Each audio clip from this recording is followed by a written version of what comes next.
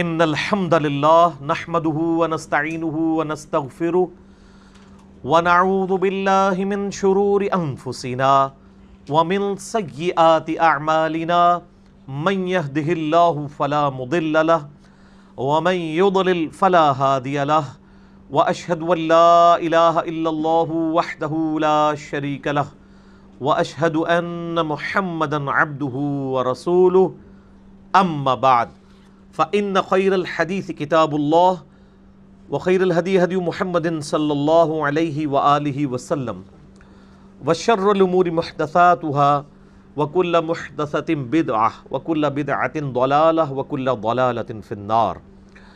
أعوذ بالله السميع العليم من الشيطان الرجيم من همزه ونفخه ونفثه. بسم الله الرحمن الرحيم. رب اشرح لي صدري ويسر لي امري واحلل عقدة من لساني يفقهوا قولي. بسم الله الرحمن الرحيم. ان الله وملائكته يصلون على النبي يا ايها الذين آمنوا صلوا عليه وسلموا تسليما. اللهم صل على محمد وعلى آل محمد كما صليت على ابراهيم وعلى آل ابراهيم انك حميد مجيد. اللهم بارك على محمد وعلى آل محمد كما باركت على إبراهيم وعلى آل إبراهيم إنك حميد مجيد. اللهم ربنا آتنا في الدنيا حسنة وفي الآخرة حسنة وقنا عذاب النار. اللهم ربنا آتنا من لدنك رحمة وهيئ لنا من أمرنا رشدا. لا الہ الا انت سبحانک انی کنت من الظالمین. حسبنا اللہ ونعم الوکیل ولا حول ولا قوة الا باللہ العلی العظیم. یا حی یا قیوم برحمتک استغیث اصلح لی شأنی کلہ ولا تکلنی الی نفسی طرفۃ عین. آمین. الحمدللہ آج 14 اپریل 2019 کو سنڈے کے دن قرآن کلاس نمبر 321 میں 321 نمبر میں ہم انشاءاللہ تعالی سورہ التحریم کا ترجمہ اور مختصر سی تشریح کور کریں گے. میں نے پچھلی بھی قرآن کلاس میں بتایا تھا کہ قرآن حکیم کی جو صورتیں ہیں یہ جوڑوں کی شکل میں ہیں، اور جس طریقے سے انسانوں کے اندر یا نباتات میں یا حیوانات میں جوڑے اللہ تعالیٰ نے پیدا کیے ہیں، اس طریقے سے قرآن پاک کی جو صورتیں ان کو بھی جوڑوں کی شکل میں جو ہے نازل فرمایا ہے، اور اس میں بھی سیم وہی مناسبت ہے کہ دو صورتیں مل کے ایک مضمون کو مکمل کرتی ہیں.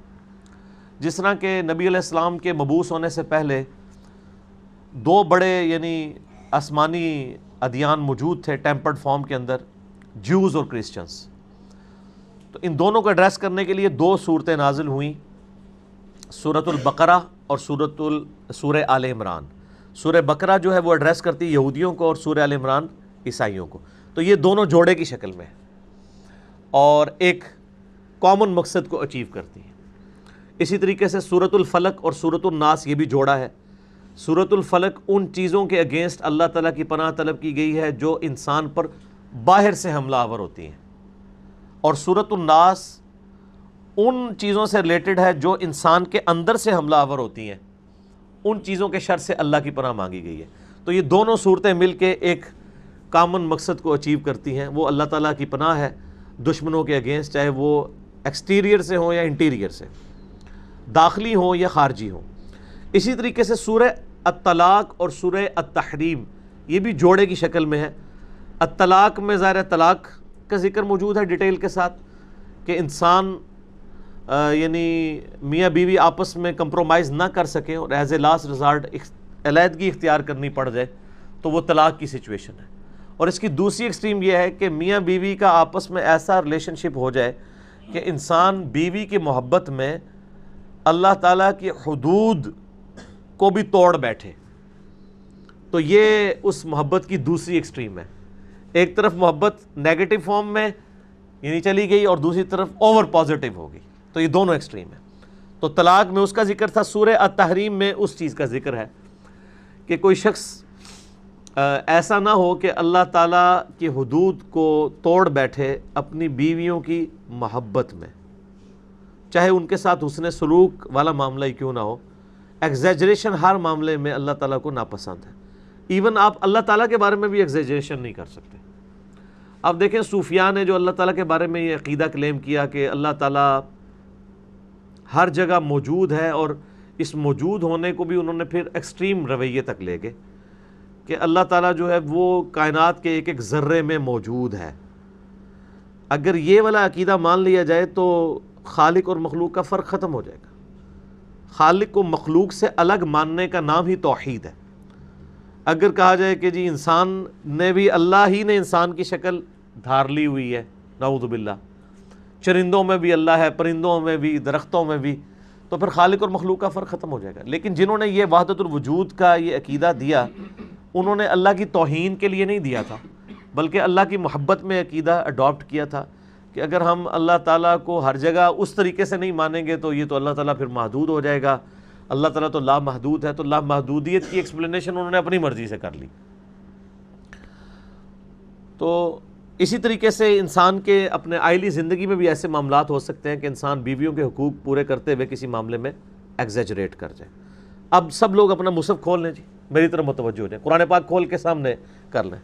جن کو نیند آئی ہوئی ہے نا جی، ان کو آپ کے دائیں بائیں موجود ہیں، ان کو اٹھائیں اور قرآن پاک کھول کے سامنے رکھیں، کیونکہ ظاہر ہے ادھر ہم قرآن سیکھنے کے لیے بیٹھے ہیں۔ یہ قرآن پاک ہاتھ میں پکڑانے کے دو مقاصد ہیں، ایک تو کنسنٹریشن لوز نہ ہو، دوسرا آپ کو یہ پتہ ہو کہ آپ کیا پڑھ رہے ہیں۔ یہ سارے اس جو ہے وہ کارنر پہ آ کے کیوں بیٹھتے ہیں، اور وہاں جو بیٹھے ہوئے ڈیوٹی کے اوپر ماشاءاللہ وہ کیوں چاہتے ہیں کہ ہر دفعہ ہمیں بد اخلاقی کا سرٹیفکیٹ ان کی وجہ سے ملے، کہ ایک بات 50 دفعہ سمجھائی جائے اور پھر وہ بار بار ریپیٹ ہو۔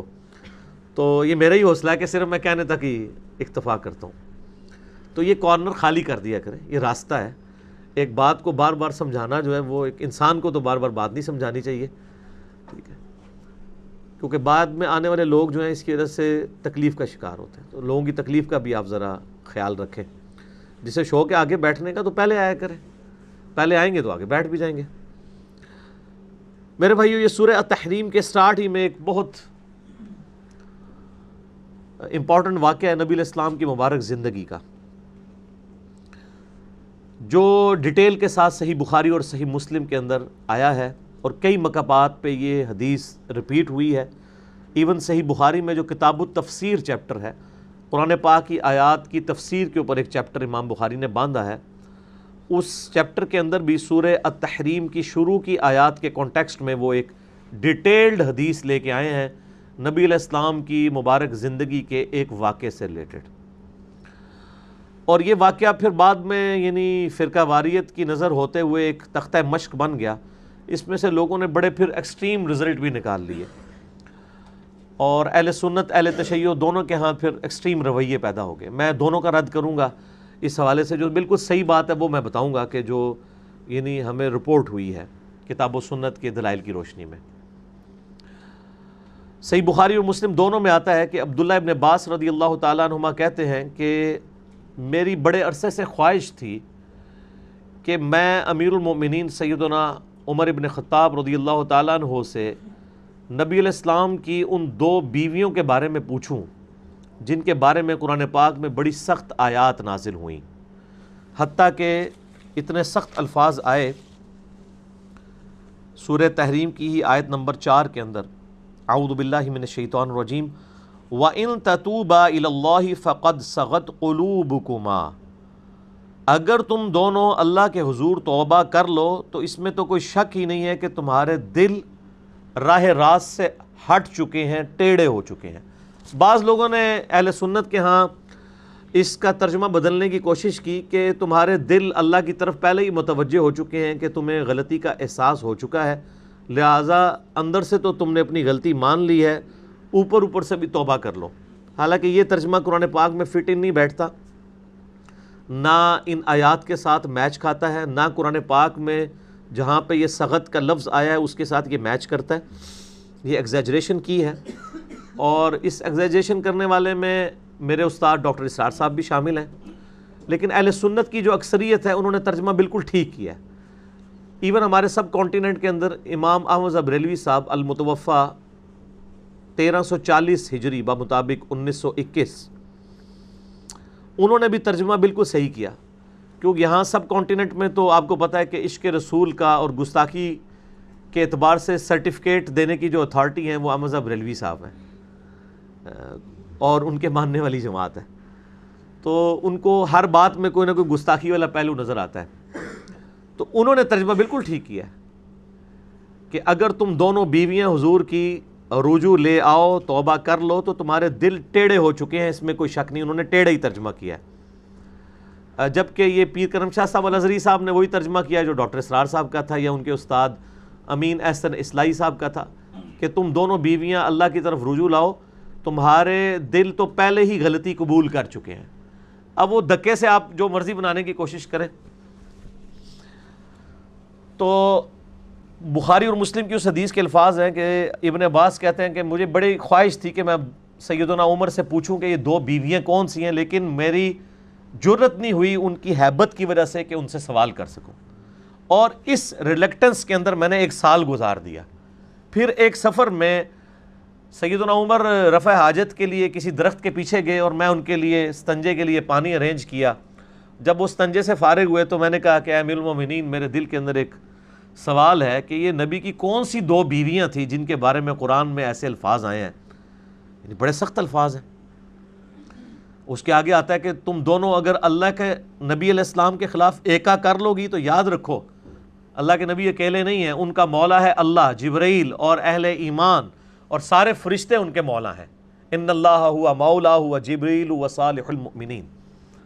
اور پھر اس کے بعد اس سے بھی زیادہ سخت الفاظ ہیں کہ اگر ہمارے نبی تمہیں چھوڑ دیں تمہاری اس طرح کے ایٹیچیوڈ کی وجہ سے تو اللہ تعالیٰ اپنے نبی کو اور بیویاں دے گا جو بہت نیکوکار ہوں گی، روزے رکھنے والیاں، عبادت گزار، تابع فرمان ہوں گی، اور کنواریاں بھی ہوں گی اور ایسی بھی ہوں گی جو بیوہ ہوں یا طلاق یافتہ ہوں۔ اللہ تعالیٰ اپنے نبی کی خواہش کو پورا کرے گا۔ یہ بڑی سخت آیات ہیں، یہ ساری میں کور کروں گا، لیکن اس سے پہلے تمہیداً میں یہ ساری گفتگو کرنا ضروری سمجھتا ہوں، ورنہ آپ کو پورا کانٹیکسٹ سمجھ نہیں آئے گا۔ تو سیدنا عمر نے پہلی بات وہی کی جو میں بھی کہتا ہوں اکثر اوقات کہ اگر کوئی علمی سوال ہو تو ضرور کر لیا کرو، اس میں شرمانے والی کوئی بات نہیں ہے۔ اگر مجھے چیز پتہ ہوگی تو میں بتا دوں گا، اور نہیں پتہ ہوگی تو معذرت کر لوں گا۔ تو سیدنا عمر نے کہا تم نے مجھ سے پوچھ لینا تھا، میں تمہیں بتاتا ہوں۔ یہ 2 بیویاں عائشہ اور حفصہ تھی رضی اللہ تعالی عنہما وعلیہم السلام، جن کے بارے میں یہ قرآن پاک میں اتنی سخت آیات نازل ہوئیں جب انہوں نے نبی علیہ السلام کے ساتھ مس بیہیو کیا۔ اب یہ جو سخت لفظ ہیں وہ میں انگلش میں بولوں گا کیونکہ آپ کو پتہ ہے پاکستان میں 295C لگی ہوئی ہے، اور وہ 295C جو ہے نا ہر بندہ اپنی مرضی سے استعمال کرتا ہے۔ ویسے یہ جو 295C کو اگر آپ پڑھ کے دیکھیں نا، اس میں جو انگریزی لکھی ہے نا، تو سب سے پہلے 295C قرآن پاک کے اوپر لگا دیں گے لوگ، جس طرح کی قرآن پاک میں نبی علیہ السلام کی آئلی زندگی کو ڈسکس کیا گیا ہے۔ بخاری مسلم میں تو بعد میں لگائیں۔ تو نبی علیہ السلام چونکہ امت کے لیے رول ماڈل ہیں، تو آپ کی گھر کی زندگی ڈسکس ہوگی، آپ کی بیویاں بھی ڈسکس ہوں گی، آپ کی اولاد بھی ڈسکس ہوگی، آپ کی اپنی زندگی کے ذاتی معاملات بھی ڈسکس ہوں گے، کیونکہ نبی علیہ السلام رول ماڈل ہیں انسانیت کے لیے۔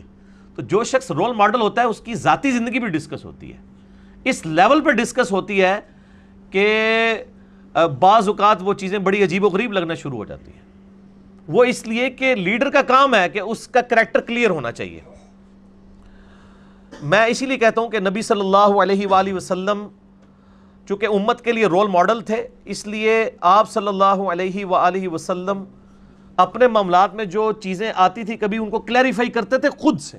یہاں تو آپ کسی حکمران سے، کسی رول ماڈل سے نہیں پوچھ سکتے کہ حضرت صاحب آپ پوری قوم کو تو کہہ رہے ہیں ٹیکس جمع کرائیں، آپ کا لیونگ سٹینڈرڈ اتنا بڑا ہے، آپ کا ٹیکس تو ایک عام سرکاری ملازم سے بھی کم ہے، اور آپ 300 کنال کے گھر میں رہ رہے ہیں، آئے دن آپ فورن ٹورز بھی کرتے ہیں، اور ٹیکس آپ ماشاءاللہ 1-1.5 لاکھ روپے جمع کروا رہے ہیں، یعنی ہمارے پرائم منسٹر صاحب، تو کسی کی ضرورت نہیں کہ وہ پوچھ سکے۔ اس طریقے سے ایکس پرائم منسٹر صاحب کے جو ایسٹس تھے وہ آپ کو پتہ ہے اربوں کے اندر ہیں، اور ٹیکس آپ دیکھ لیں تو وہ لاکھوں کے اندر ہے، تو کوئی پوچھ نہیں سکتا۔ لیکن پیغمبر چونکہ رول ماڈل ہوتے ہیں انسانیت کے لیے، وہ ہدایت کے امام ہوتے ہیں، وہ نہ صرف دنیا کے امام ہوتے ہیں بلکہ آخرت کے بھی امام ہوتے ہیں۔ وہ بخاری مسلم میں ایک حدیث ہے، نبی علیہ السلام ایک اندھیری رات میں صحابہ اکرام کہتے ہیں کہ مسجد نبوی کے دروازے پہ آئے اور ایک عورت کے ساتھ گپ اندھیرے میں، اس زمانے میں جب سٹریٹ لائٹس نہیں تھی، کافی دیر تک باتیں کرتے رہے، پھر اس عورت کے ساتھ کہیں دور چلے گئے اعتکاف بھی چھوڑ کے، تھوڑی دیر بعد واپس آئے اور آپ علیہ السلام ہمارے پاس آ کے کھڑے ہوئے، ہم چوراہے پہ کھڑے ہوئے تھے، آپس میں گپ شپ کر رہے تھے، تو نبی علیہ السلام ہمارے پاس آئے اور آپ صلی اللہ علیہ وآلہ وسلم نے فرمایا کہ یہ میری بیوی صفیہ تھی جو مجھ سے اعتکاف کی حالت میں ملنے آئی تھی، تو میں اس کو رات میں گھر تک چھوڑنے کے لیے گیا تھا۔ یہ اتنی دیر سے جس میں عورت سے باتیں کر رہا تھا، جس کی شکل تمہیں نظر نہیں آ رہی ہوگی، یہ میری بیوی تھی۔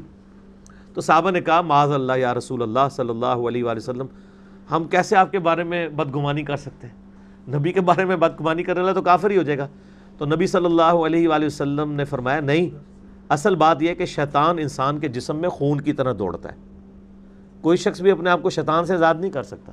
دل میں خیال تو آ سکتا تھا، اس سے پہلے کہ وہ صحابہ حضور سے کاؤنٹر کوسچن کرتے ہیں، نبی علیہ السلام نے خود اپنے آپ کو کلیریفائی کر دیا۔ یہ لیڈر کا کام ہے، اس سے پہلے کہ اس پہ انگلیاں اٹھے وہ خود آ کے بتائے کہ میرے اوپر جو اعتراضات ہو رہے ہیں، بجائے یہ کہ وہ کوئی اور ایشو اٹھانا شروع کر دے اس کے مقابلے پہ، وہ بتائے آ کے۔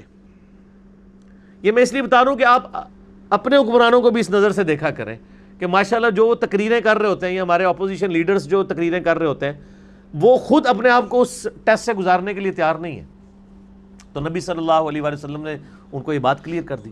یہاں پر بھی بخاری مسلم کی حدیث آگے چلتی ہے، حضرت عمر کہتے ہیں کہ ابن عباس سنو، جب تک ہم مکے کے اندر تھے تو بیویاں ہمارے بہت نیچے لگی ہوئی تھی، کیونکہ مکے کے لوگ جو ہے نا عورتوں کو کوئی اہمیت نہیں دیا کرتے تھے۔ یہ تو اللہ تعالیٰ نے ہمیں اسلام کی دولت دی اور قرآن پاک میں عورتوں کے حقوق آئے تو ہم نے بیویوں کو بھی امپورٹنس دینا شروع کر دی، ٹھیک ہے، اچھا، ڈیو رسپیکٹ۔ تو کہتے ہیں لیکن جب ہم ہجرت کر کے مدینہ شریف آئے تو ہم نے یہاں دیکھا کہ انصار مدینہ کی جو عورتیں ہیں یہ اپنے مردوں پہ بڑی حاوی ہیں، جنہوں کہتے ہیں جڑے تھلے لگے انہوں نے۔ تو ان کو دیکھا دیکھی ہماری بیویوں نے بھی ہم سے زبان درازی شروع کر دی، جو آج کل میڈیا کو دیکھ کے، یعنی میڈیا میں جو کچھ دکھایا جاتا ہے وہ پاکستان کی 0.0001% آبادی کی بھی وہ سٹوریاں نہیں ہیں جو ڈراموں میں دکھائی جا رہی ہیں۔ جو ریئل زندگی ہے وہ تو بڑی تلخ ہے میرے بھائی، اسی لیے لو میرج ناکام ہو جاتی ہے نا، کیونکہ وہ زندگی کو جس طرح دیکھ رہے ہوتے ہیں ریالٹی میں زندگی ویسے نہیں ہوتی ہے۔ وہ ایک دم ہے جس کے ساتھ اتنا بڑا ہاتھی لگا ہوتا ہے جو شادی کے بعد سامنے آتا ہے، شادی سے پہلے صرف دم نظر آ رہی ہوتی ہے۔ تو حضرت عمر کہتے ہیں ہم مدینہ شریف آئے تو دیکھا دیکھی ہماری عورتیں بھی حاوی ہو گئیں، اور کہتے ہیں یہاں تک حالت ہوئی کہ ایک دن میں کوئی اپنا ایسا ایشو ڈسکس کر رہا تھا جس کا تعلق مردوں کے ساتھ تھا، تو میری بیوی نے بیچ میں ویسے ہی آ کے لچ ڈال دیا، یہ نہیں یہ۔ تو کہتے ہیں مجھے بڑا غصہ ہے کہ تو بیچ میں کیوں بول رہی ہے؟ تو انہوں نے کہا تو مجھ پہ غصہ کر رہا ہے، تیری بیٹی جو حضور کی بیوی ہے وہ تو مجھ سے زیادہ نبی علیہ السلام کے ساتھ اس طریقے سے گفتگو کرتی ہے۔ حضرت عمر کو چڑھ گیا غصہ، انہوں نے کہا ایسی تیسی حفصہ کی، ان کا جا اپنی بیٹی کی خبر لے۔ تو وہ غصے کی حالت میں سیدہ حفصہ، اور بلکہ ان کی بیوی نے کہا کہ وہ اس طرح کی زبان درازی کرتی ہیں کہ پھر نبی علیہ السلام سے وہ ناراض بھی رہتی ہیں پورا دن، اور آپ علیہ السلام کو اس کی وجہ سے اذیت اٹھانی پڑتی ہے۔ سیدھا آئے سیدہ حفصہ کے پاس اور کہا کہ یہ میں نے اس طرح بات سنی ہے۔ ظاہر ماؤں کو تو بیٹیوں کا پتہ ہوتا ہے نا، حضرت عمر کی وہ چاہے اس بیٹی کی ماں تھی یا کوئی اور ماں تھی، ماں کو تو بہرحال بیٹیوں کا پتہ ہوتا ہے، ستیلی ہو یا سگی ہو۔ تو سیدہ حفصہ نے کہا کہ جی ایسا ہی ہے اور ہم ایسا کرتی ہیں نبی علیہ السلام سے۔ تو جناب پھر حضرت عمر نے ان کو خوب ڈانٹا اور کہا کہ تم لوگ اپنی اوقات دیکھو، تم اللہ کے نبی کے ساتھ رہتی ہو اور تم لوگ اس طریقے سے بیہیو کرتے ہو، مجھے آندہ شکایت نہ ملے۔ پھر جناب وہاں سے وہ نکلے حضرت عائشہ کے پاس چلے گئے، ان کو جا کے ڈانٹا۔ اچھا، اب حضرت عائشہ کو ڈانٹنا بنتا ہی نہیں تھا، نہ وہ باپ تھے نہ کچھ ایسا، لیکن وہ حضور کی حمیت میں۔ پھر ام سلمہ کے پاس آئے۔ ام سلمہ چونکہ ایک سینئر خاتون تھی، انہوں نے جب تھوڑی بات سنی، پہلی تو بات ہے ام سلمہ تو اس میں شامل ہی نہیں تھی، انہوں نے کہا عمر تیرا کیا کام ہے کہ نبی کے گھر میں آ کے دخل دے؟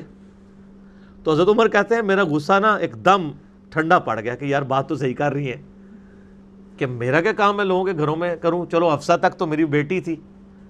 تو کہتے ہیں بہرحال خیر میں جو وہ اس معاملے میں نبی علیہ السلام کے پاس چلا گیا، اور اس میں ایک چیز مجھ سے سکپ ہوئی کہ یہ جب معاملہ ہوا اسی دوران حضرت عمر کو یہ بھی بات پتہ چلی کہ نبی علیہ السلام نے اپنی بیویوں کو طلاق دے دی ہے، لیکن یہ ایک افواہ تھی. یعنی یہ والا جب واقعہ ہو گیا نا ڈانٹنے والا، تو حضرت عمر گھر آ گئے، اور گھر آنے کے بعد وہ کہتے ہیں کہ جی کچھ دن گزرے تھے کہ رات کے پیر ایک بندہ آیا، اس نے مجھے کھٹکھٹایا، اس نے کہا جی بڑی بری خبر ہے. تو میں نے کہا شاید وہ غسانی بادشاہ ہے جو رومن امپائر کا، اس نے مدینے پہ حملہ کر لیا، کیونکہ اس دن وہ تیاریاں کر رہا تھا ان دنوں میں. تو انہوں نے کہا جی اس سے بھی بڑا مسئلہ ہو گیا، نبی علیہ السلام نے تو اپنی بیویوں کو طلاق دے دی ہے. تو وہ کہتے ہیں حفصہ کا بیڑا، وہ جو انہوں نے کہا بڑے سخت لفظ استعمال کیے. انہوں نے کہا اچھا مجھے تو پہلے ہی پتا تھا کہ ان لوگوں کی حرکتیں ہی ایسی تھیں، یہی کچھ ہونا تھا.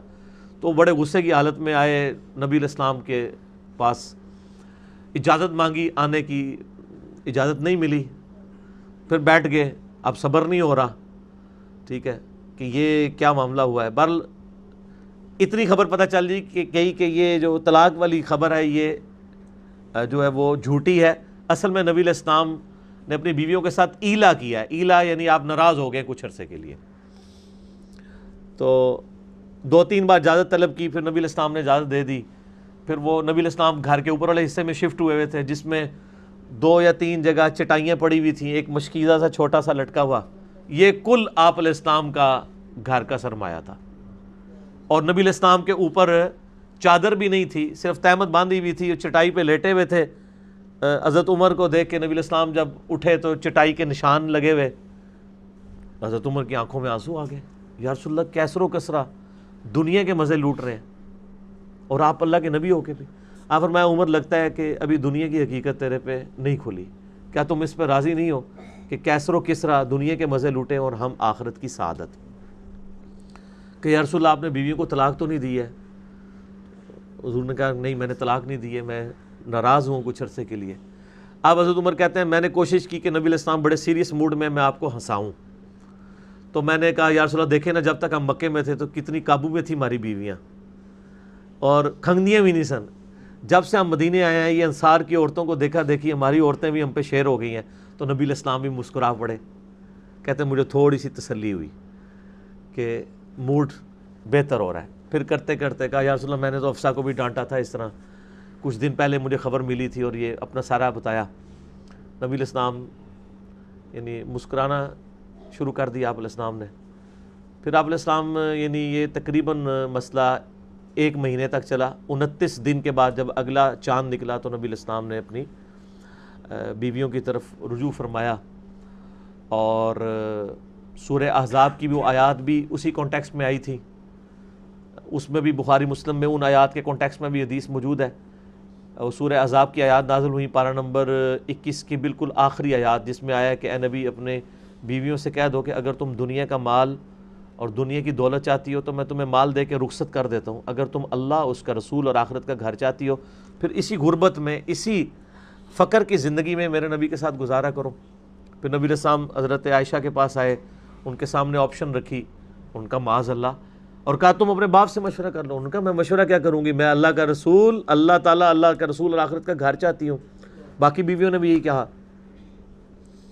تو اس کانٹیکسٹ میں یہ ساری باتیں یعنی کئی ایک واقعات ہیں جو اس کے ساتھ جڑے ہوئے ہیں. ایک اور امپورٹنٹ واقعہ جو اسی کے اندر موجود ہے وہ سیدہ عائشہ نے خود روایت کیا ہے انہی آیات کے کانٹیکسٹ میں، وہ بخاری مسلم دونوں میں موجود ہے کہ سیدہ عائشہ ظاہر بیویوں میں آپ کو پتہ ہے ایک جیلسی والا معاملہ تو ہوتا ہے سوکن کا.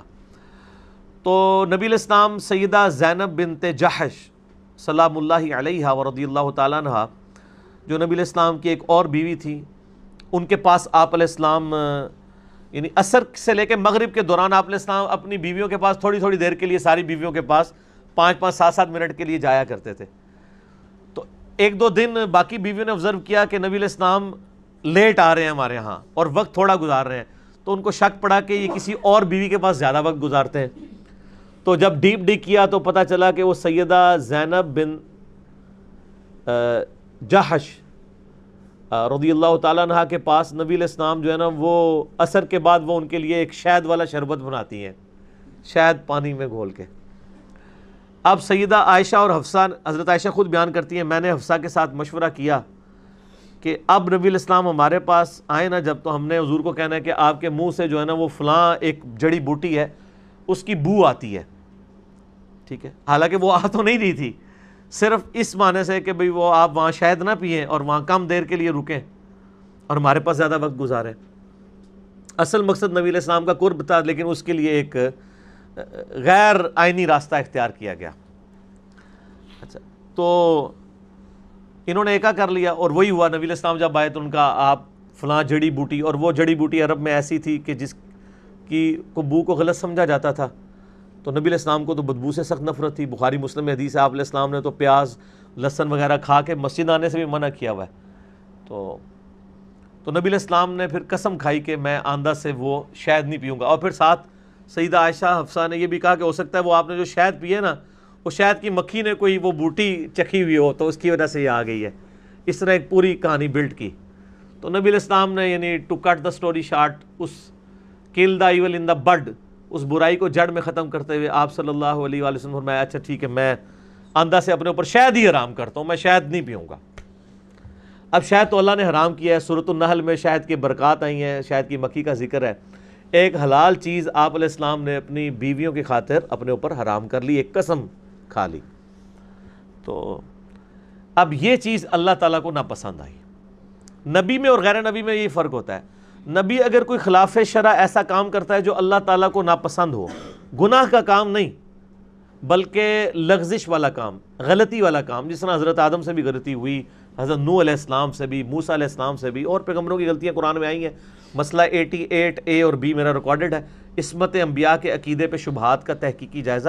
یہ جو عصمت انبیاء کا عقیدہ سنی اور شیعہ کے ہاں بنایا گیا ہے، یہ تو ہے ہی بالکل جعلی عقیدہ ہے۔ عصمت انبیاء تو یہ ہے ہی نہیں ہے، نہ یہ عصمت انبیاء قرآن میں فٹ ان بیٹھتی ہے۔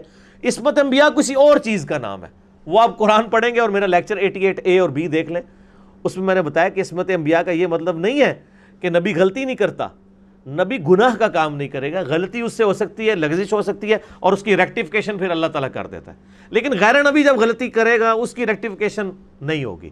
ہاں ایک چیز سے ہو سکتی ہے، وہ اجماع امت ہے، کہ امت پوری اکٹھی ہو کے جو ہے اس معاملے میں ریکٹیفیکیشن کر دے۔ اسی لیے نبی علیہ السلام کی حدیث ہے کہ میری پوری امت کبھی گمراہی پہ جمع نہیں ہوگی۔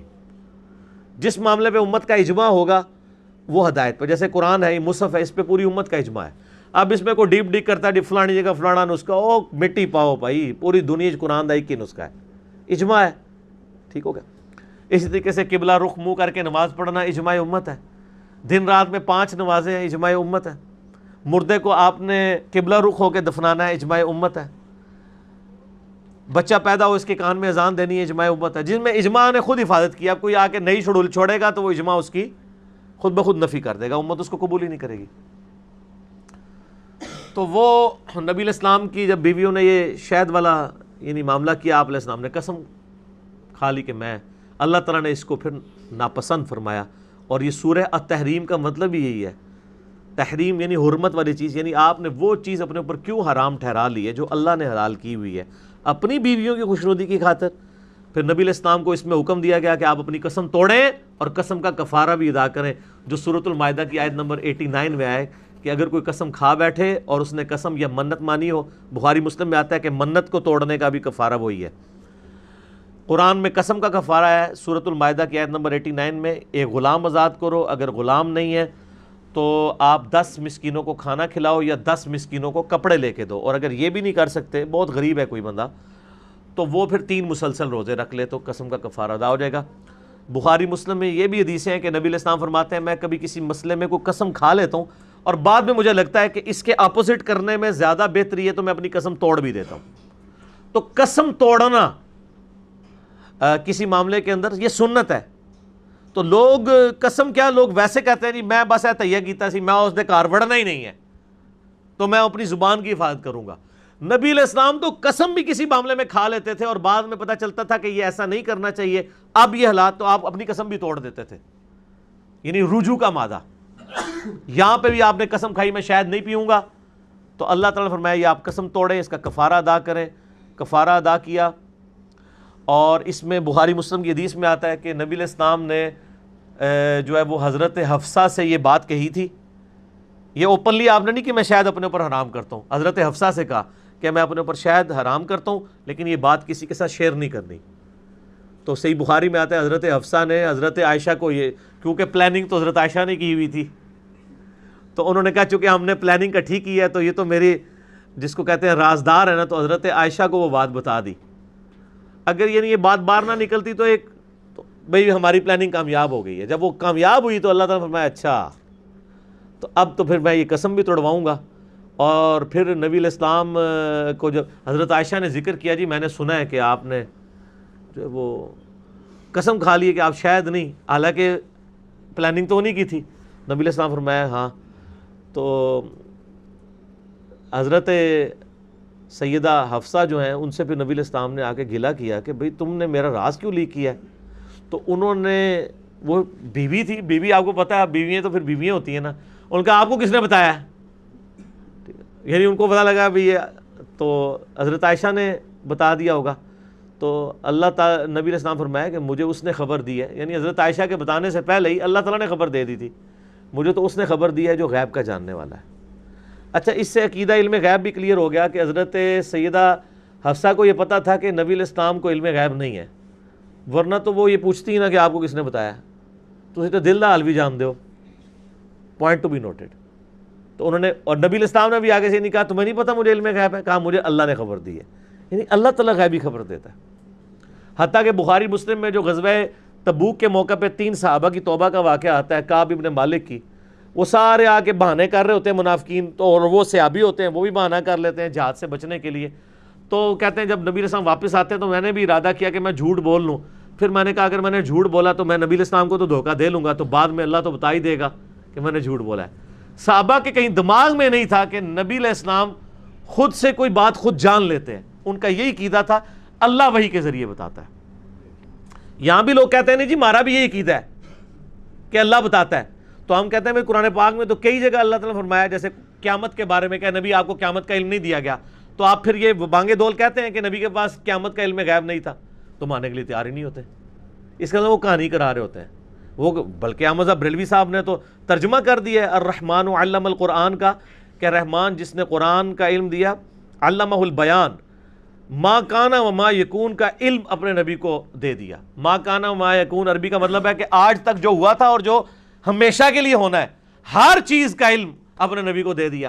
پھر ہم کہتے ہیں اللہ اور نبی کے علم میں فرق کیا رہ گیا؟ کہتے ہیں نہیں بہت فرق ہے. اللہ کا اپنا ہے، نبی کا بتائے سے ہے، اور یہ تو فرق ہمیں پتہ ہے. اس کے آگے بتاؤ کوانٹی سیم ہے؟ کہتے ہیں نہیں کوانٹی کہاں سے سیم ہے، وہ تو اگر ایک جو ہے وہ چڑیا جو ہے وہ سمندر کے اندر چونچ مارے اس کے ساتھ جو پانی لگے گا، یہ احمد بریلوی صاحب نے الدولت المکیہ میں لکھا ہے، اور وہ نبی کا علم ہے اور سمندر اللہ کا علم ہے، تو کتنا بڑا فرق ہے. ہم کہتے ہیں اتنا بڑا فرق ہے، کوئی 2-4 فرق پھر گنواؤ نا، کہ یہ علم اللہ کو پتا تھا، یہ نبی. ادھر پہ کہتے ہیں آپ گستاخ ہیں، علم کو نہیں مانتے. دیکھا آپ نے ایک ٹکٹ میں 3-3 4-4 مزے کرتے ہیں. تو یہ ڈاکٹرائن اب ان کی فیل ہو چکی ہے. کیوں؟ کیونکہ نہ میں وہابی نہ میں بابی، میں ہوں مسلم علمی کتابی. احمد بریلوی صاحب نے ان آیات کا جو ترجمہ کیا ہے نا، سیم وہی عقیدہ علم غیب ایک مسلمان کا ہونا چاہیے. کاش احمد بریلوی صاحب کا وہ اپنا عقیدہ بھی وہ ہوتا، اور باقی ہمارے جو مکاتب فکر کے لوگ ہیں وہ عقیدہ وہی بناتے ہیں جو ان کے علماء ان آیات کا ترجمہ کر کے کہیں. تو نبی علیہ السلام کو اللہ تعالیٰ نے وحی کے ذریعے بتا دیا. بعد میں خیر حضرت عائشہ حضرت حفصہ نے تو پھر اس معاملے میں یعنی رجوع بھی کر لیا، اور بڑی سخت آیات نازل ہوئی. اس میں حضرت عمر نے نبی علیہ السلام کو ایک مشورہ دیا تھا کہ اگر یہ بیویاں آپ کا کہنا نہیں مانتی آپ ان کو چھوڑیں، آپ کو اللہ تعالیٰ اور بیویاں دے دے گا. اور وہی قرآن پاک میں آیات بھی نازل ہو گئیں. پھر حضرت عمر کہا کرتے تھے میں نے کئی معاملات میں اپنے رب کی موافقت کی ہے. یہ دیکھیں انداز ہے بات کرنے کا، حالانکہ آیات تو بعد میں نازل ہوئی ہیں. کہنا تو یہ چاہیے کہ اللہ نے میری بات کی تائید کر دی ہے. انہوں نے کہا نہیں میں نے اپنے رب کی موافقت کی، یعنی اللہ کا جو فیصلہ ہونا تھا میری زبان پہ پہلے جاری ہو گیا. غزوہ بدر کے قیدیوں والا معاملے کے بارے میں بخاری مسلم میں آتا ہے حضرت عمر کا مشورہ تھا ان کو نہ چھوڑا جائے. بعد میں آیات بھی نازل ہوئی کیوں چھوڑا. ٹھیک ہے، اس طرح یہ والا معاملہ تھا. تحویل قبلہ کا معاملہ تھا. یہ جو وَاتَّخِذُوا مِن مَقَامِ ابراہیم مصلی، حضرت ابراہیم علیہ السلام کے کھڑے ہونے کی جگہ کو مصلی بنانا، یہاں پہ یہ والے معاملات ہوئے. اب یہ اس پورے کانٹیکسٹ میں اب آپ یہ آیات پڑھیں گے تو یہ تو بڑی چھوٹی سی صورت ہے، آلموسٹ 12 آیات کی، لیکن اس کے اندر ایک قیامت مضمر ہے چونکہ اس کے بعد پھر ایک ایکسٹریم رویہ ہے. اس صورت کا پھر اینڈ جا کے ہوگا حضرت نوح اور لوط کی بیویوں کے اوپر. تو اللہ تعالیٰ نے بیسیکلی امہات المومنین کو بتایا کہ اس اکڑ میں نہ رہنا کہ تم اللہ کے نبی کی بیویاں ہو. 2 عورتیں اور بھی تھیں, ایک نوح کی بیوی اور ایک لوط کی بیوی, وہ بھی پیغمبروں کی بیویاں تھیں, لیکن انہوں نے اپنے خامدوں کے ساتھ خیانت کی. خیانت کا مراد یہ نہیں نعوذ باللہ کہ کوئی بے حیائی پہ مبنی کوئی ارتکاب کیا, ان پہ ایمان نہیں لے کے آئی. یہ تو اجماعی عقیدہ ہے کہ نبی کی بیویاں کافرہ تو رہی ہیں لیکن کردار کی بری کبھی نہیں رہی ہیں. ٹھیک ہے, حضرت نوح اور لوط علیہ السلام کی بیویوں کا ذکر آیا کہ وہ بھی تھی, اور پھر اللہ تعالیٰ نے فرمایا کہ ان کے خامند ان کو نفع نہیں پہنچا سکے جب انہوں نے اپنے خامندوں کے ساتھ خیانت کی. تو عائشہ اور حفصہ سلام اللہ علیہم السلام, اگر تم یہ سمجھتی ہو کہ رسول اللہ کی بیویاں ہو تو تم اگر ہمارے نبی کے ساتھ صحیح طریقے سے نہیں چلو گی تو کسی گھمنڈ میں نہ رہنا. تم سے پہلے حضرت لوط اور نوح علیہ السلام کی بیویوں نے بھی اپنے خامندوں کے ساتھ خیانت کی, تو اللہ تعالیٰ نے ان کو چھوڑا نہیں ہے, وہ اس عذاب کے اندر مبتلا ہوئی ہیں. ان کی خامند ہونے والی نسبت ان کے کام نہیں آ سکی, لہٰذا ہوشیار رہنا. تو بالکل ٹھیک ہے, اللہ نے ان کو یعنی اس طریقے سے دھمکی لگائی. اچھا, لیکن جو غالی رافضی ہیں نا, انہوں نے پھر اس تصویر میں رنگ بھرنے شروع کر دیے. انہوں نے کہا کہ یہ جو حضرت لوط اور نوح کی بیویوں کا ذکر ہے وہ تو تھی کافرہ, تو اس کا مطلب ہے نعوذ باللہ عائشہ اور حفصہ بھی منافقہ تھی نعوذ باللہ, اور انہوں نے اوپر سے اسلام قبول کیا تھا, اندر سے نہیں کیا ہوا تھا. وہ جو یاسر الحبیب ہے رافضی, ایک اس وقت بیٹھا ہوا ہے فرانس کے اندر, اس کو ایران والوں نے بھی نکال دیا. امام خمینی کو بھی وہ کافر کہتا ہے کیونکہ اس کے فاسد عقائد تھے.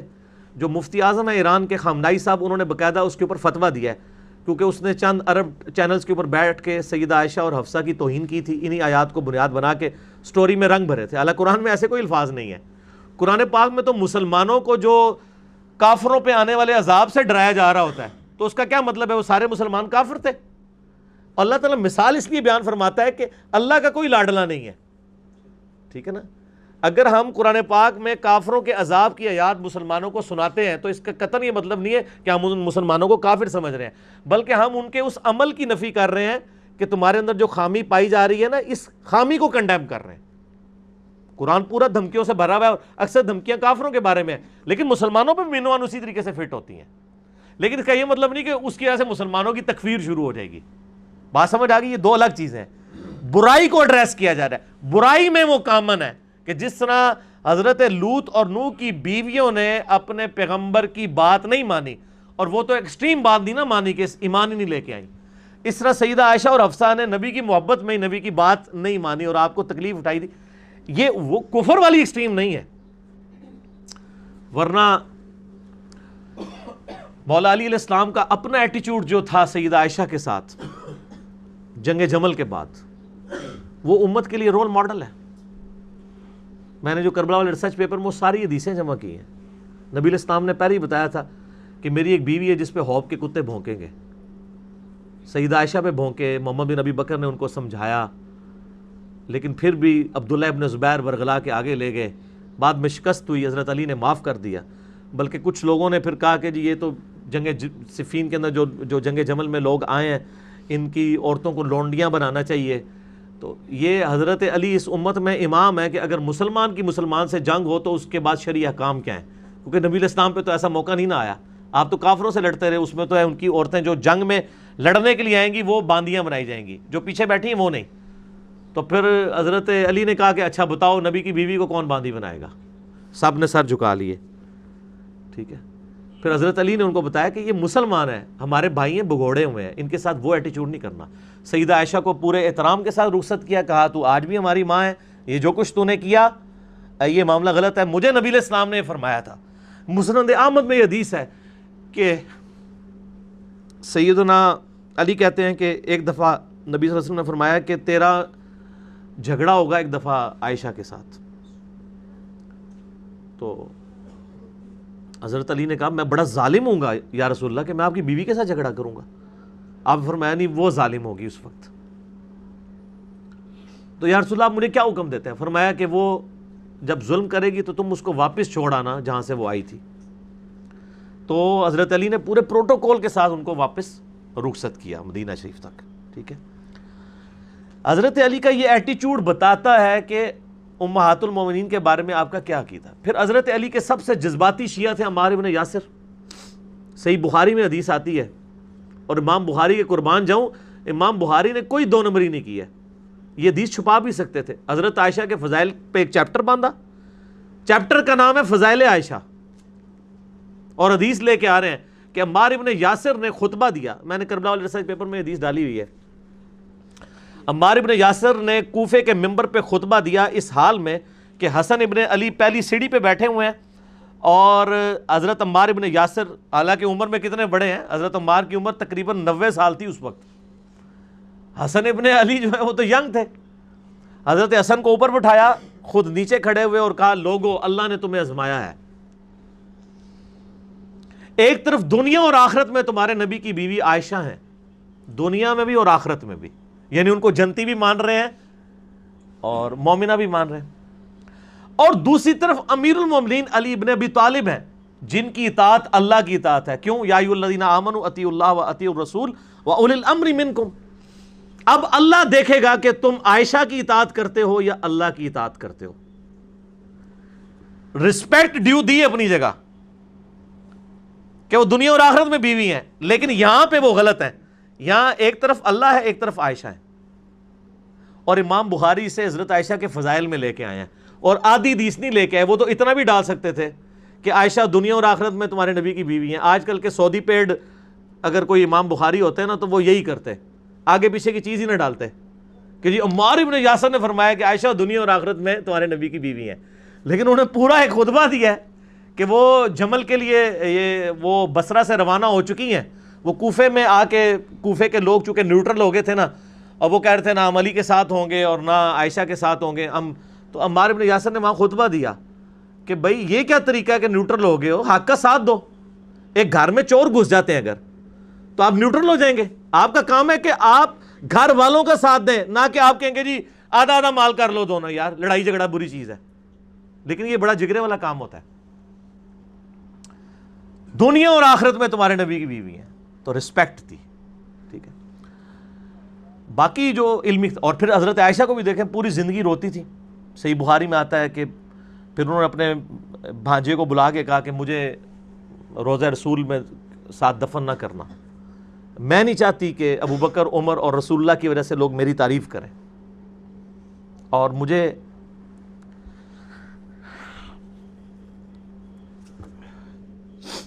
میری سوکنوں کے ساتھ بقیہ غرقت میں دفن کرنا. اور مصنف ابن ابی شیبہ میں, مسند احمد میں آتا ہے کہ میں نے حضور کے بعد وہ عمل کیا ہے جو مجھے نہیں کرنا چاہیے تھا. میں نہیں چاہتی ہوں کہ میری تعریف رسول اللہ کی وجہ سے کی جائے کہ لوگ کہیں کہ یہ نبی کے ساتھ دفن ہوئی ہے, جو کچھ میں نے نبی کی وفات کے بعد کیا ہے. اب میں تو قرآن میں حکم تھا کہ نبی کی بیویوں گھروں میں ٹھہری رہو, لیکن مجھ سے یہ معاملہ مس ہینڈل ہوا.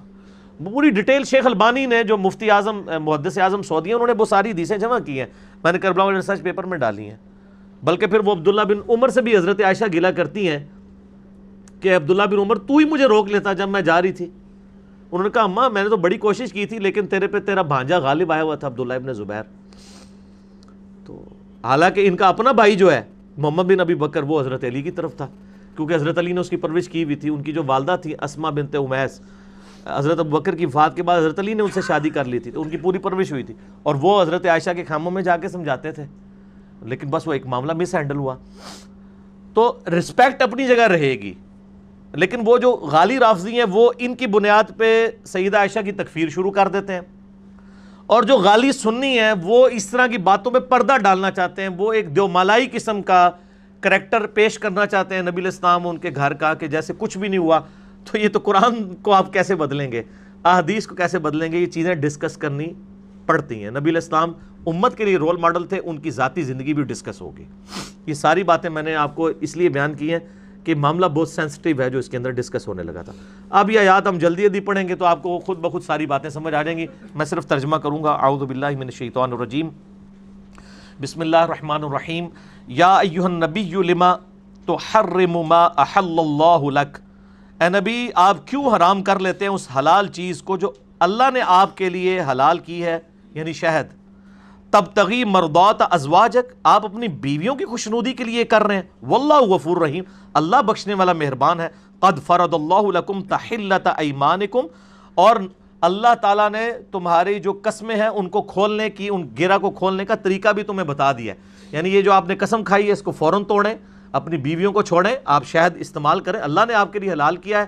اور آپ یہ قسم کا کفارہ بھی ادا کریں جو سورۃ المائدہ کی آیت نمبر 89 میں آ چکا ہے، جو میں نے بیان کیا.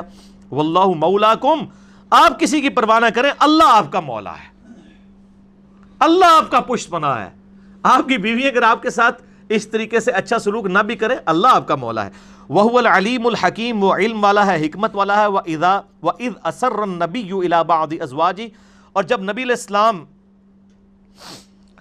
نے رازداری کی بات کی اپنی ایک بیوی کے ساتھ، حدیثہ ایک بات کی، یعنی سیدہ حفصہ کے ساتھ، جو بخاری مسلم میں ہے. فَلَمَّا نَبَّأَتْ بِهِ، پھر جب انہوں نے اپنی دوسری بیوی کو، اس بیوی نے دوسری بیوی یعنی سیدہ عائشہ کو وہ بتا دیا کہ مجھے تو نبی نے بتایا کہ انہوں نے ہمارا وہ جو پلاننگ کامیاب ہوگی، آپ حضور شاید نہیں پئیں گے اور اس وجہ سے زینب کے پاس زیادہ دیر نہیں رکیں گے. تو نبی علیہ السلام نے ان کو بتایا کہ یہ تم لوگوں نے یہ کام کیا ہے اور میرا راز تم نے یعنی لیک کر دیا. جب وہ لیک کیا، وَأَظْهَرَهُ اللَّهُ عَلَيْهِ عَرَّفَ بَعْضَهُ وَأَعْرَضَ عَنْ بَعْضٍ، جب انہوں نے دوسری بیوی کو بتا دیا، یعنی حفصہ نے سیدہ عائشہ کو بتا دیا، تو اللہ نے آپ علیہ السلام کو آگاہ کر دیا. تو آپ نے اپنی اس بیوی کو کچھ چیز تو ہائی لائٹ کر دی اور کچھ سے چشم پوشی کی. یعنی سیدہ حفصہ کو مکمل بات نہیں بتائی ہے، بلکہ کہا کہ تم نے اس طرح راز لیک کیا ہے. یہ ایک اچھے ٹیچر کی نشانی ہوتی ہے کہ اگر کوئی اس طرح کی غلطی ہو جائے تو پوری غلطی کی لسٹ بنا کے نہیں اس کو بتائی جاتی، ہلکا سا اشارہ کروایا جاتا ہے. یہ ایک طریقہ بھی بتایا جا رہا ہے کہ نبی علیہ السلام کو تو اللہ نے بتا دیا تھا، لیکن نبی علیہ السلام نے آگے سے بس مختصر ذکر کیا حضرت حفصہ کے ساتھ، پوری ڈیٹیل نہیں، اور کچھ چیزیں چھوڑ دی خود ہی. فلما نبأہا، جب آپ علیہ السلام نے سیدہ حفصہ سے بات کی کہ تم نے یہ راز میرا لیک کیا ہے، قالت من انباک ھذا، تو اس نے کہا کہ آپ کو کس نے بتا دیا، یعنی حضرت عائشہ نے تو نہیں کہ راز لیک کر دیا. قال نبأنی العلیم الخبیر، تو انہوں نے کہا مجھے اس نے بتایا ہے جو علم والا ہے، خبر رکھنے والا ہے، یعنی اللہ. علم غیب کلیئر ہو گیا. باقی ڈیٹیل کے لیے مسئلہ 6A اور B میرا دیکھ لیں. علم الغیب کے اوپر جو کچھ ڈکوسلے پہ مبنی عقیدہ بریلوی مکتبہ فکر اور اہل تشیع کے ہاں پایا جاتا ہے، جو بالکل قرآن و حدیث میں فٹ نہیں. میں سب کی بات نہیں کر رہا، جو غلو کرنے والے ہیں، جو اکثریت ہے، اس کا میں نے پورا پوسٹ مارٹم کیا. ان تتوبا الی اللہ، اگر تم دونوں اللہ کے حضور توبہ کرتی ہو، فقد صغت قلوبکما، تو اس میں تو کوئی شک ہی نہیں ہے کہ تمہارے دل ٹیڑھے ہو چکے ہیں. اسی کا میں نے بتایا تھا کہ وہ ترجمہ انہوں نے چینج کر دیا کہ تمہارے دل تو پہلے ہی مان لیں، آپ اتو ہی توبہ کر لو اور اندروں تک کر لیے. وَإِن تَظَاهَرَ عَلَيْهِ، اور اگر تم دونوں بیویاں نبی کے خلاف ایکا کر لو گی تو یاد رکھنا فَإِنَّ اللَّهَ هُوَ مَوْلَاهُ، تو بے شک اللہ مولا ہے نبی علیہ السلام کا. وَجِبْرِيلُ، جبریل بھی مولا ہے. وصالح المومنین، اور سارے صالح مومنین بھی نبی علیہ السلام کے مولا ہیں. والملائکۃ بعد ذلک ظہیر، اور اس سے بھی بڑھ کر پھر بعد میں صرف مومنین نہیں بلکہ فرشتے بھی نبی علیہ السلام کے مددگار ہیں. یہ آیت نمبر 4 سورہ تحریم کی ثبوت ہے کہ مولا آقا کے معنوں میں اور دلی محبوب کے معنوں میں اللہ کے علاوہ بھی اور ہستیوں کے لیے لفظ استعمال ہو سکتا ہے. جس طرح کہ حدیث متواتر ہے، من کنت مولاہ فہذا علی مولاہ، جس کا مولا میں اس کا مولا علی. اور وہاں پہ نبی علیہ السلام نے آیت بھی تلاوت کی تھی، سورہ الاحزاب کی آیت نمبر 6، النبی اولی بالمؤمنین من انفسہم وازواجہ امہاتہم، نبی مومنین کی جانوں سے بڑھ کر ان پر حق رکھتے ہیں، اور نبی کی بیویاں امت کی مائیں ہیں. ٹھیک ہے، تو اب یہ تو کیٹاگوریکل مینشن ہے، اس میں تو کہیں نہیں ہے کہ عائشہ حفصہ کو چھوڑ کے باقی بیویاں مائیں ہیں، ساری نبی کی بیویاں. ٹھیک ہو گیا. اور کہا کہ نبی جانوں سے بڑھ کے حق رکھتے ہیں. یہ آیت آپ نے غدیر خم پہ تلاوت کی، سنن نسائی الکبریٰ میں ڈیٹیل آتی ہے، مسند احمد میں، جامع ترمذی میں، کچھ حصہ صحیح مسلم میں بھی موجود ہے. غدیر خم کی حدیث یوٹیوب پہ میرا کلپ ڈیٹیل آپ دیکھ لیں، لاکھوں لوگوں نے دیکھا ہے، میں نے کربلا والے ریسرچ پیپر میں ڈالا ہے. تو صحابہ کرام سے پھر نبی علیہ السلام پوچھا کیا میں تم سب کی جانوں پر، تم کی جانوں سے بڑھ کے حق رکھتا ہوں؟ سب نے کہا بلا یا رسول اللہ. پھر مولا علی کا ہاتھ پکڑ کے نبی علیہ السلام نے یوں صحابہ میں بلند کیا اور کہا من کنت مولاہ فہذا علی مولاہ. پھر جس طرح میرا حق ہے نا تمہارے اوپر، یعنی تم مجھے اپنا آقا سمجھتے ہو، اپنا محبوب سمجھتے ہو، پھر یہی حق پھر مولا علی کا بھی ہے. من کنت مولاہ فہذا علی مولاہ، جس کا مولا میں اس کا مولا علی. یہاں مولا سے مراد مشکل کشا نہیں تھا، مددگار نہیں تھا، بلکہ تمہاری جان پر حق رکھنے والا، آقا، محبوب، لیڈر. ٹھیک ہو گیا. باقی آپ وہ کلپ دیکھ لیں، وہاں پہ میں نے آیت کو کوٹ کی تھی. البتہ جو مولا کا معنی وہ خدا کے ساتھ ریلیٹڈ ہے، وہ صحیح مسلم میں حدیث ہے کہ نبی علیہ السلام نے وہ الفاظ استعمال کرنے سے، یعنی کسی کو سید یا مولا کہنے کی ممانعت کی ہے. میرا اس کے اوپر بھی یوٹیوب کے اوپر کلپ موجود ہے. ایک کلپ ہے میرا سیدنا عثمان غنی رضی اللہ تعالیٰ عنہ سے متعلق 5 جھوٹ، ایک مولا علی علیہ السلام سے متعلق 5 جھوٹ، اور ایک میرا کلپ ہے بغض علی بمقابلہ بغض عثمان. اس میں نے وہ سب کی سب چیزیں ایڈریس کی ہیں. میں آج چھوڑ رہا ہوں کیونکہ ترجمہ کلاس متحمل نہیں ہے کہ میں ان ساری چیزوں کو رپیٹ کروں. عسیٰ ربہ ان طلقکن، کچھ بعید نہیں ہے کہ اے نبی اگر آپ ان بیویوں کو طلاق دے دیں، عائشہ اور حفصہ کو، ان یبدلہ ازواجا خیرا منکن، اللہ تعالیٰ ان سے بہتر بیویاں آپ کو دے دے، مسلمات، جو تابع فرمان ہوں، سر تسلیم خم کرنے والی ہوں، مؤمنات، پکی مومنہ ہوں، قانتات، آپ کی تابع فرمان ہو، تائبات، اللہ کی طرف توبہ لانے والیاں ہوں، عابدات، عبادت گزار ہوں، سائحات، روزہ دار ہوں، طیبات و ابکارا، کچھ ایسی بیویاں بھی جو طلاق یافتہ یا بیوہ ہوں اور کنواریاں بھی ہوں. کتنی تعریفیں بیان کی ہیں کہ اگر آپ عائشہ اور حفصہ کو چھوڑ دیں تو ہم ان سے بہتر بیویاں ان کوالٹیز والی دیں گے. تو لیکن ان آیات کے بعد سیدہ عائشہ اور حفصہ نے پھر اپنا جو وہ معاملہ تھا ظاہر انہوں نے رجوع کیا، اور پھر پوری زندگی کوئی شکایت نہیں ملی ہے. اب بعد میں بھی دیکھیں ایسا موقع بھی آیا ہے کہ 1 لاکھ دینار بھی ملے ہیں سیدہ عائشہ کو، جب ان کے اپنا بھانجا خلیفہ بن گیا تھا 9 سال کے لیے، عبداللہ ابن زبیر. 1 دن میں خیرات کیے انہوں نے، اور وہاں کے حضرت عائشہ سے ناراض ہو گئے اس معاملے میں کہ آپ اپنے اوپر فخر کی زندگی، جس نے نبی کے ساتھ زندگی گزاری ہو وہ مال جوڑتا ہے. تو کچھ تھوڑا بہت تلخ کلامی بھی ہوگی، تو حضرت عائشہ پھر جو ہے نا وہ ناراض ہو گئی عبداللہ ابن زبیر کے ساتھ. تو وہ پھر صحیح بخاری میں آتا ہے، باقی کتابوں میں بھی، انہوں نے پھر چونکہ بھانجے سے پیچھے سے آ کے جفی ڈال دی، کہا میں اس وقت تک نہیں چھوڑوں گا، آپ مجھے معاف نہ کریں. پھر حضرت عائشہ نے معاف کر دیا. تو یعنی اس کے بعد یعنی قبلہ پھر بالکل درست رہا ہے. صحابہ کی استاد بھی رہی ہیں. جامع ترمذی میں حدیث موجود ہے، صحابہ کرام کہتے ہیں بڑے بڑے مسائل جو بڑے بڑے صحاب کو نہیں پتہ ہوتے تھے نا، تو حضرت عائشہ سے جا کے ہم پوچھا کرتے تھے.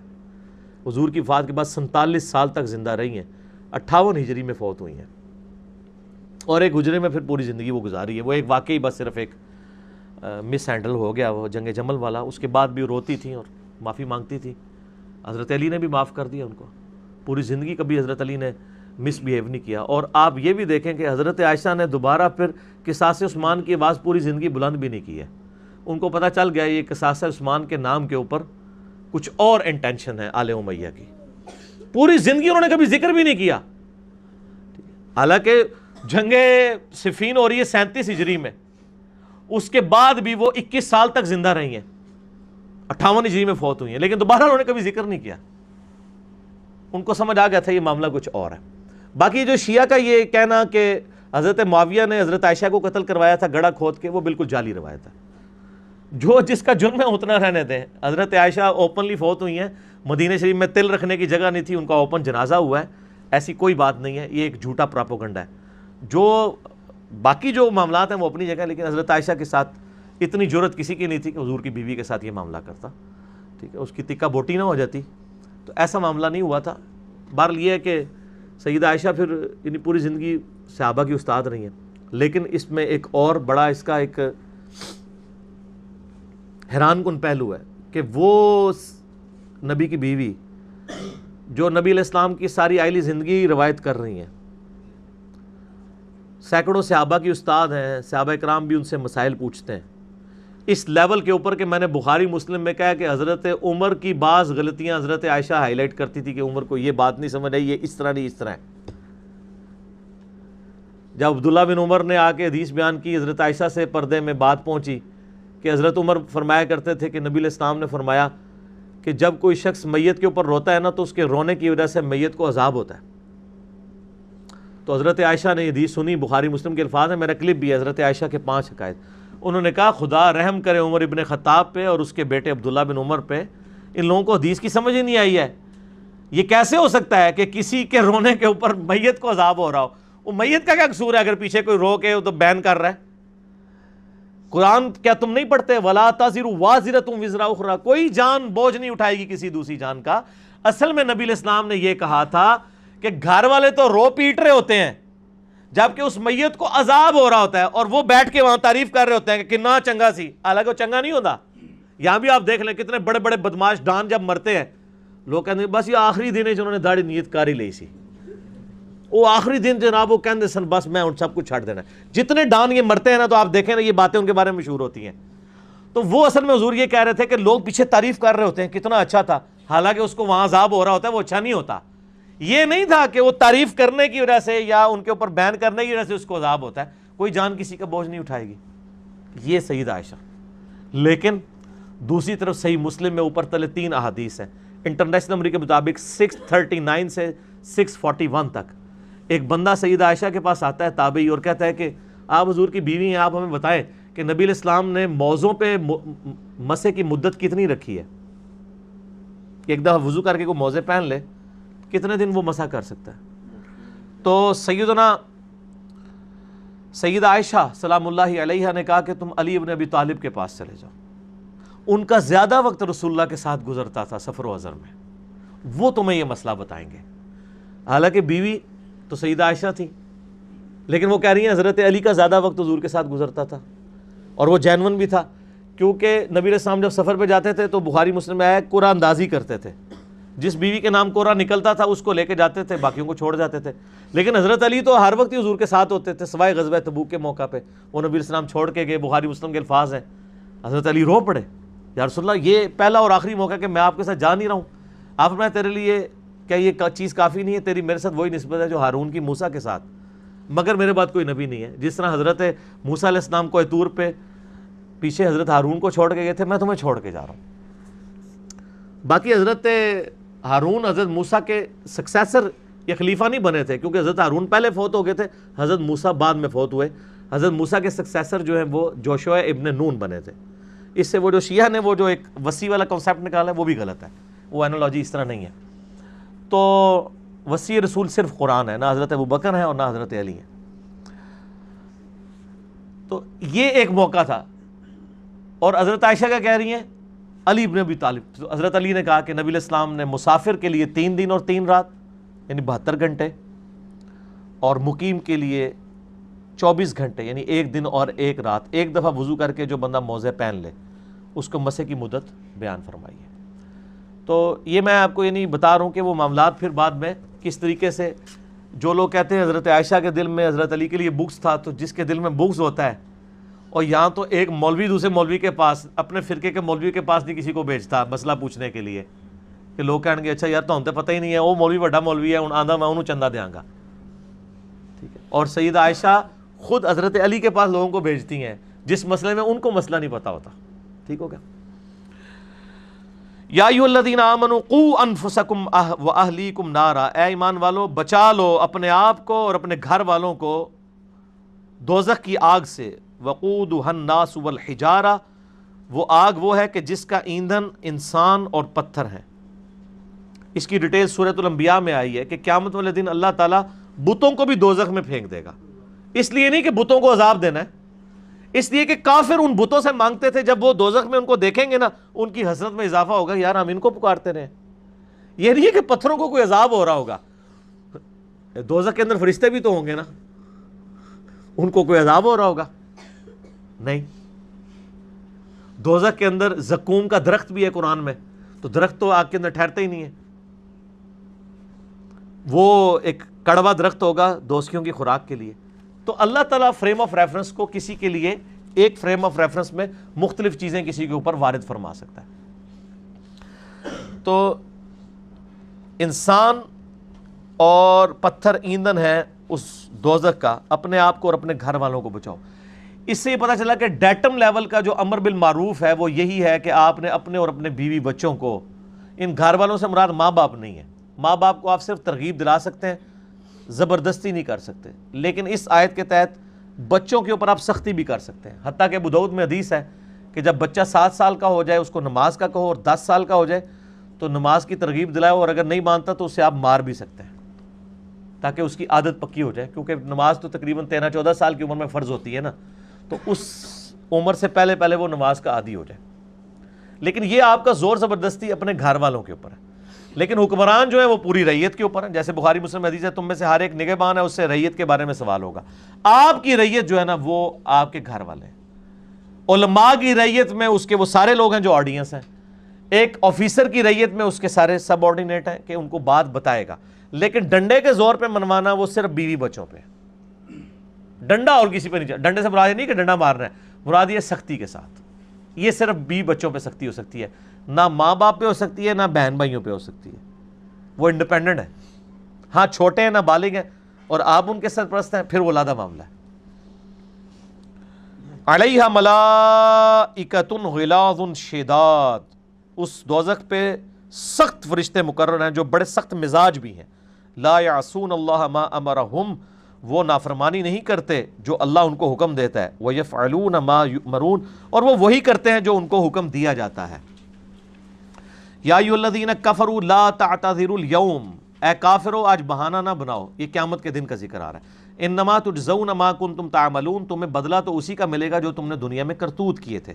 یا ایھا الذین آمنوا توبوا الی اللہ توبۃ نصوحا، اے ایمان والو اللہ کی طرف ایسی توبہ کرو جو آگے کے لیے نصیحت ہو جائے۔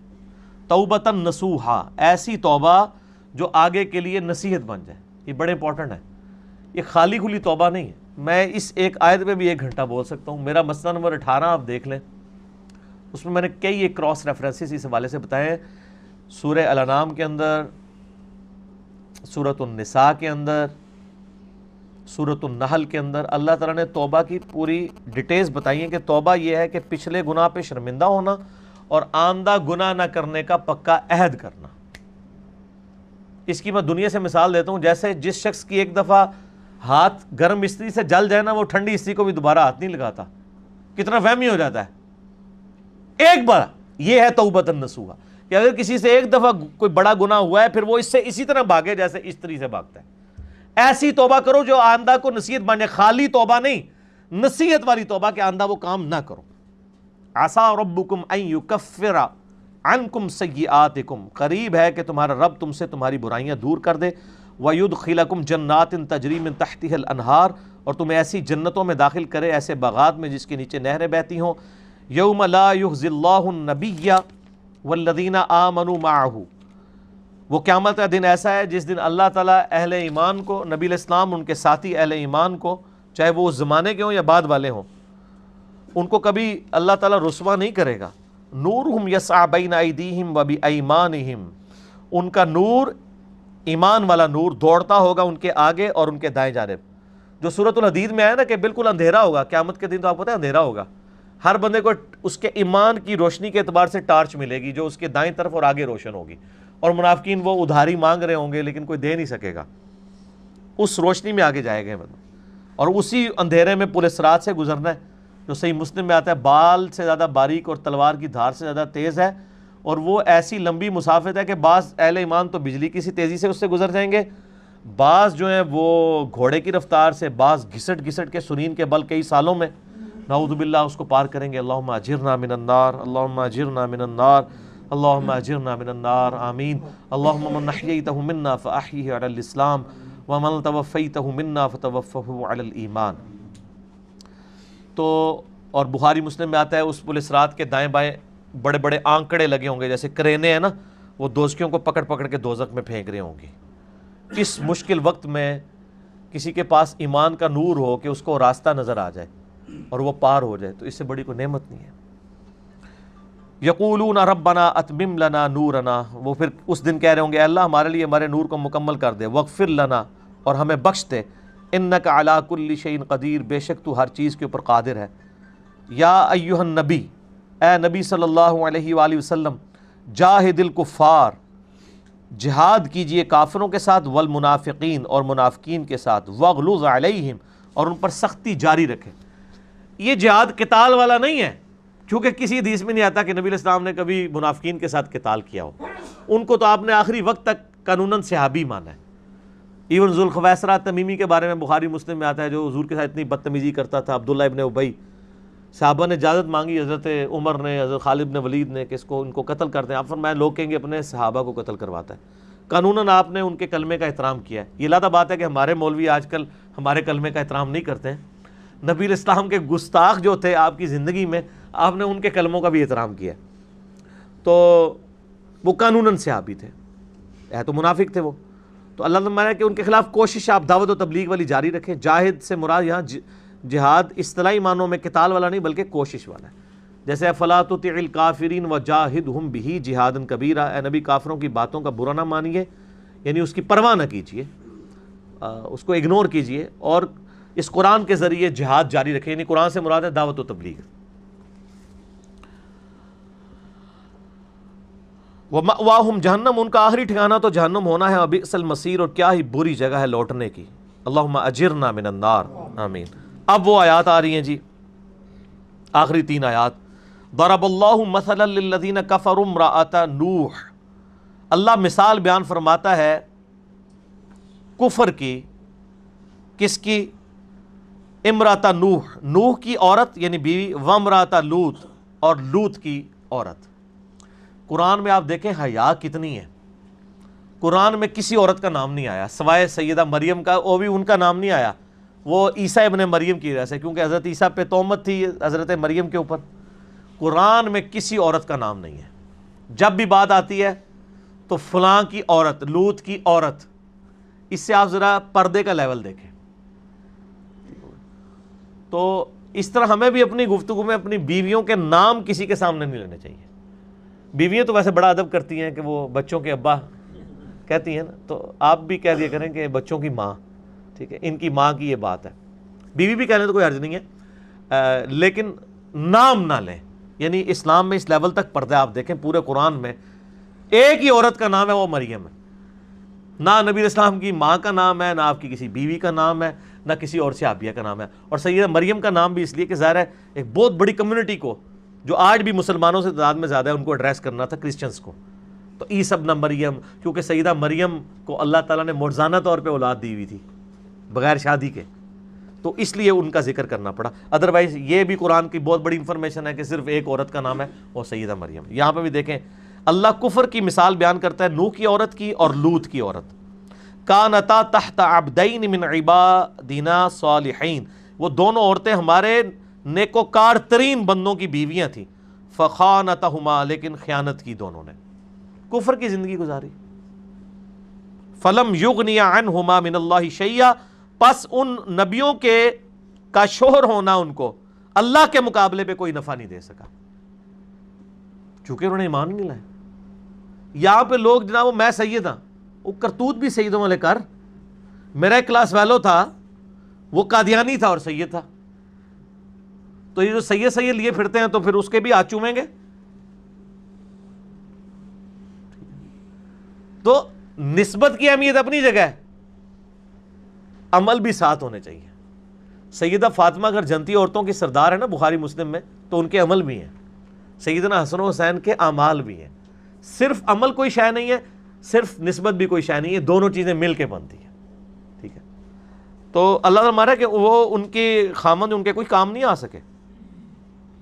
وقیل ادخلوا النار مع الداخلین, اللہ نے باقی قوم جن کے لیے انہوں نے خیانت کی, یہ نبی کے ساتھ خیانت کا مراد یہ نہیں کہ بے حیا تھی, مراد یہ کہ نبی پہ ایمان نہیں لائی ہیں اپنی قوم کے ساتھ ہی. وہ قوم لوط کا تو بڑا ڈیٹیل سے ذکر آتا ہے کہ بیوی وہ ہائے میری قوم, تو اس پہ بھی آگے پتھر لگا, وہ بھی ختم ہو گئی. اللہ تعالیٰ ماتا ہے وہ اپنی قوم کے ساتھ ہی پھر داخل ہوگی دوزخ میں. اللہ نے کہا داخل ہو جاؤ اس قوم کے ساتھ ہی. اب یہ 2 ایسی عورتیں تھیں جو بدترین عورتیں تھیں, اور ان کے خاوند بہترین تھے. خاوند بہترین, خود بدترین. اب 2 عورتوں کی مثال آ رہی ہے جن میں سے ایک عورت ایسی ہے جس کا خاوند بدترین اور وہ عورت بہترین.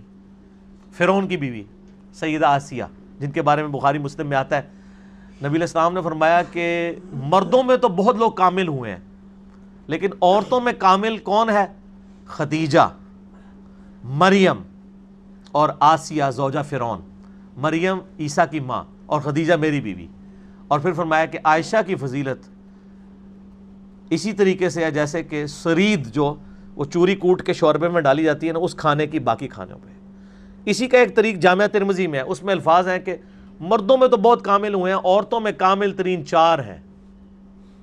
نمبر 1 خدیجہ، اس کے بعد مریم، پھر آسیہ اور فاطمہ بنت محمد۔ ٹھیک ہے جی۔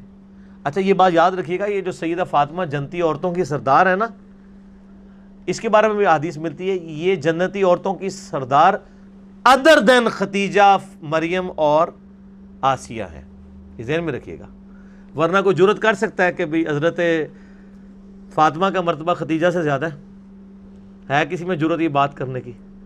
تو سب سے پہلے تو نبی علیہ السلام ہی اس کو پکڑ لیں گے۔ میں نے حضرت خدیجہ پہ میرا پچھلے دنوں ایک کلپ آیا نا، نبی علیہ السلام کی جو محبت ان کے ساتھ تھی اور اللہ کی جو محبت ان کے ساتھ تھی وہ کسی کے ساتھ نہیں تھی۔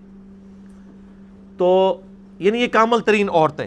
اب وہ عورتیں آ رہی ہیں کہ جن کے خامند، جس میں سے ایک کا خامند وَضَرَبَ اللَّهُ مَثَلًا لِلَّذِينَ آمَنُوا امرأۃ فرعون، اب اللہ تعالیٰ مثال بیان کرتا ہے فرعون کی بیوی کی۔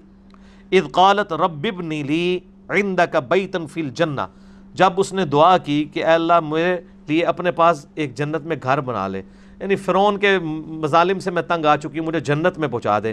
وَنَجِّنِي مِن فرعون، اور مجھے نجات دے دے فرعون سے، وعملہ، اور اس کے عمل سے، وَنَجِّنِي مِنَ الْقَوْمِ الظَّالِمِينَ، اور مجھے اپنی قوم، اس ظالم قوم سے بھی نجات دے۔ ایک طرف لوط علیہ السلام کی بیوی ہیں، وہ اپنی قوم کے ساتھ ہیں، خاوند کے ساتھ خیانت کر رہی ہیں، اور دوسری طرف آسیہ ہیں، وہ اپنی قوم کی مخالف ہیں، اپنے خاوند کے کفر کی مخالف ہیں، حضرت موسیٰ پہ ایمان لے آئی ہیں۔ وَمَرْيَمَ ابْنَتَ عِمْرَانَ الَّتِي، اور مریم جو کہ بیٹی تھی عمران کی، احسنت فرجہا، انہوں نے اپنی عصمت کو محفوظ رکھا، اپنی عزت کی حفاظت کی، فَنَفَخْنَا فِيهِ مِن رُوحِنَا، اور ہم نے ان میں اپنے اندر سے روح پھونک دی، یعنی عیسیٰ ابن مریم ان کو عطا کیے۔